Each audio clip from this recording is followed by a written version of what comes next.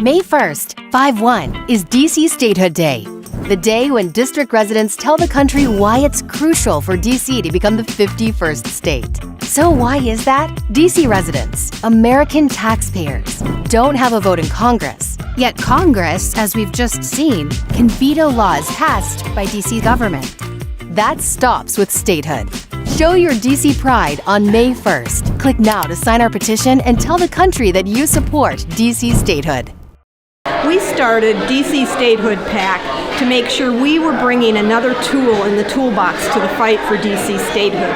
We have tremendous C3s that have worked to get us a lot of support in Congress, but what we need now is an effort to take it directly to politicians through a political action committee. And we want to make sure that every politician in Congress in this country understands that we're not going to take no for an answer on DC statehood. We're Americans and we deserve this.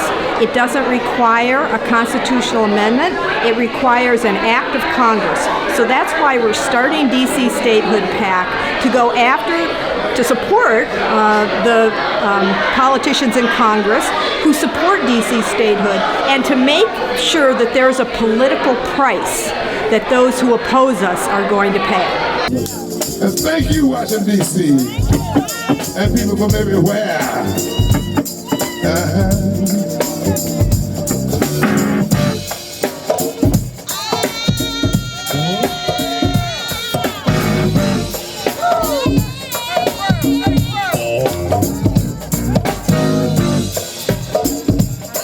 What do you want?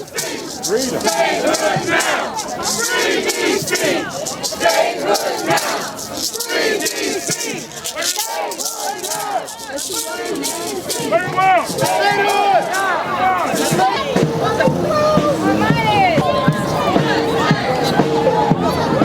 We can't even send our own locally raised dollars. We can't even spend those dollars. We can't even enact our own laws without first getting permission from Congress up the street. Dr. King himself recognized this fundamental injustice, and he personally, frequently advocated for home rule in the District of Columbia. How many people remember that in 1965, Martin Luther King Jr. led a march from Shaw to the White House in support of democracy for the District of Columbia? I have seen many occasions where victory was grasped from the arms of defeat. And I believe that can happen with DC statehood. We decided that we were going to try to do 4 things well. One is to educate the people of Washington, D.C., because we first have to understand what's at stake here. And we leave $2.6 billion on the table every year by virtue of our status. Senator, there's only one reason why U.S. senators go to Iowa a year before the caucuses.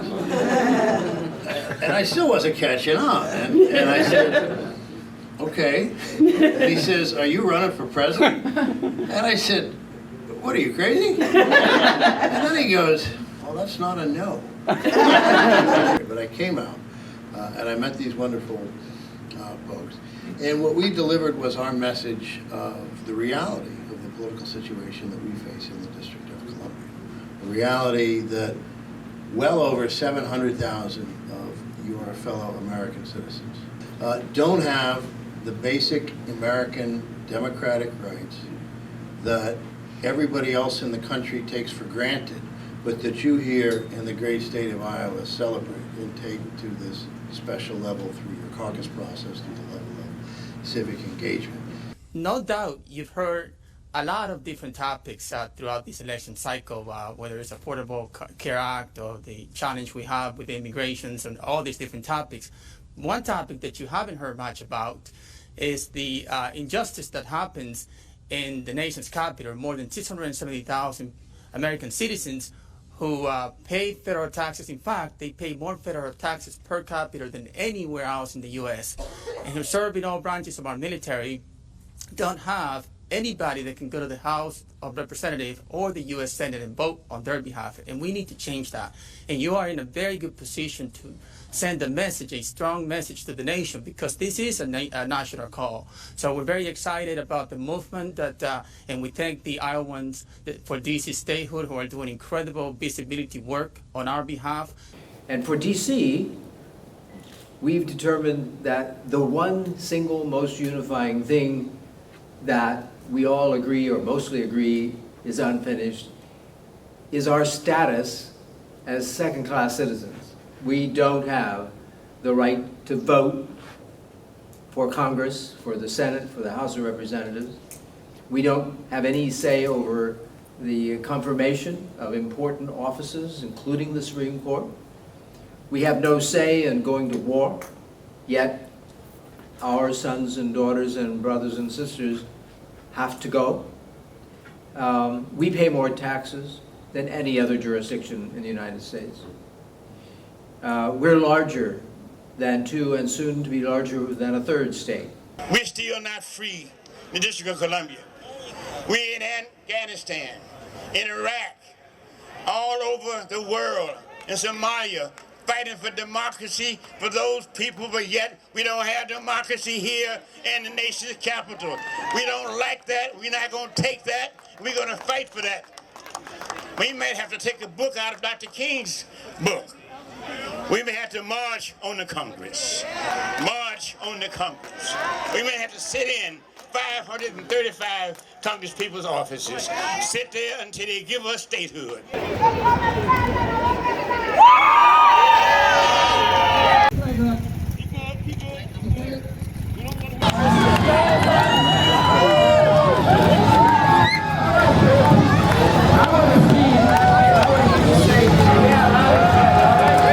All right, the subject is DC Statehood. We got to up the ante here. The wrong people are here.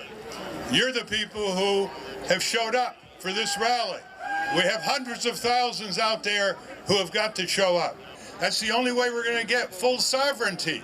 That's the only way we're going to get 2 senators and a representative up there. That's the only way we're going to get our self-respect. That's the only way we're going to get what Martin Luther King Jr. died for. The kind of freedom that has substance in everyday life of the people who exercise it.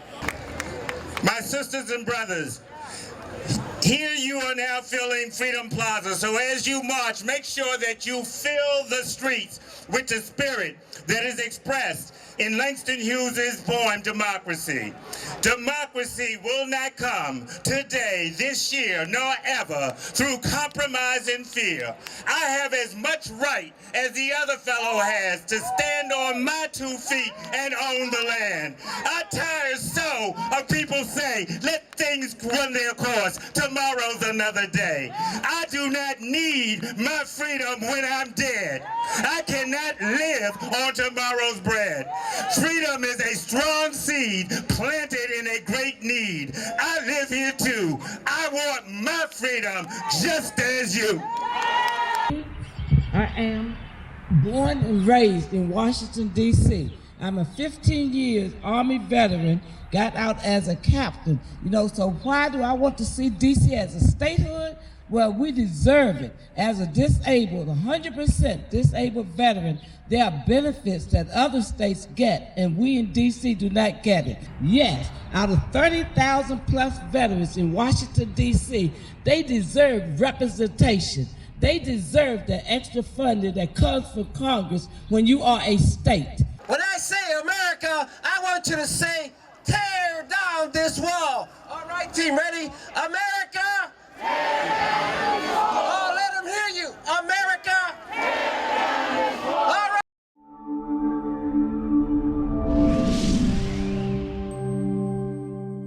Our organization was founded in 1997 when the Congress basically took over all powers of the DC local democratically elected government when they stripped everything, all local powers except for parks and recreation. And this was done, a lot of people feel, in retaliation for the 4th term of former mayor and council member, Marion Berry, we decided on that day of the takeover to go down to the White House fence, to get on the fence, which we knew was a violation, and be arrested in protest, to say that no matter who was elected, who was voted for, we as American citizens had the right to make these decisions. Maybe 5 were arrested, but right after that, the organization attracted churches, unions, schools, universities. It was a mass protest against this. And the senator who was in control of the Senate committee was Launch Faircloth. And 13 buses of DC residents went down to North Carolina to campaign for his opponent, Mythbusters.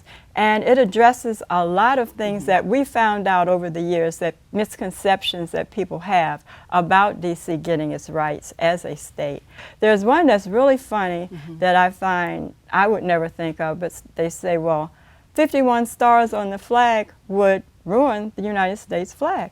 We have a flag right here that shows 51 stars look really good on the United States flag. We've lobbied Congress. I think that the most progress we've made, the one thing that we've really accomplished, is when I started this job, everybody talked about voting rights. There was legislation in the House of Representatives and in the Senate to give the district 1 vote.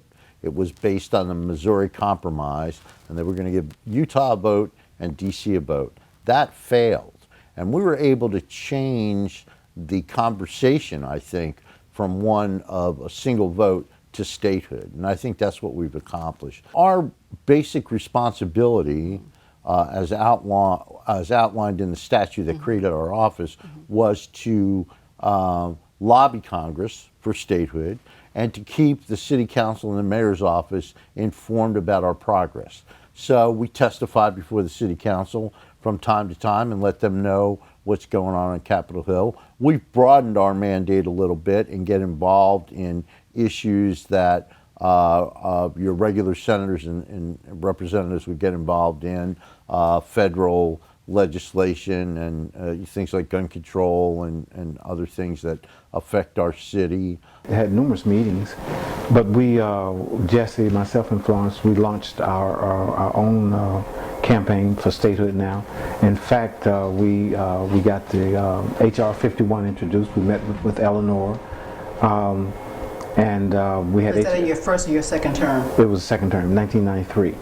But the first term, of course, we spent working out all the details and nuances of resolving the problems associated with possibly introducing a statehood bill in Congress. Of course, there were a number of people, including some of our friends and allies, who thought that we should never introduce it for various reasons.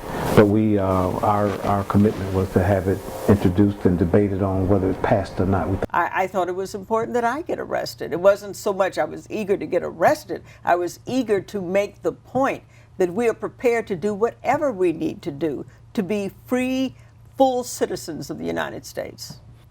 We will achieve statehood when the people of the District of Columbia become engaged enough to demand it. That's really all it will take. I know it sounds simplistic, but by and large, people are not engaged and they don't, get involved. To educate and mobilize students and young adults to advocate for equal rights and statehood for the people of the District of Columbia. And we do that by having chapters at universities here in DC, locally, as well as nationwide and around the world. We're expanding right now. So our goal is to just raise awareness of the issue and expand the movement. There are close to 100,000 students here in DC at any one time. So it's a big target audience, and it's, everybody in that audience should know what's going on in the country right now. We've had some chapters start up in Illinois and Utah, and we've also had interest around the world. So we just got back from a meeting of the Unrepresented Nations and Peoples Organization, the UNPO. And while we were there, we talked to some students, and there was some interest, and we started a United Kingdom chapter of Students for DC Statehood. And that's a very appropriate chapter when we talk about no taxation without representation. So this semester here in the spring, they just held their end of the year event, kind of discussing the issue and making sure that people over there are aware of the issue. I want you to know I love you from the bottom of my soul, baby. I'll never stop loving you. And there will never be an end to my love and appreciation for you wonderful people.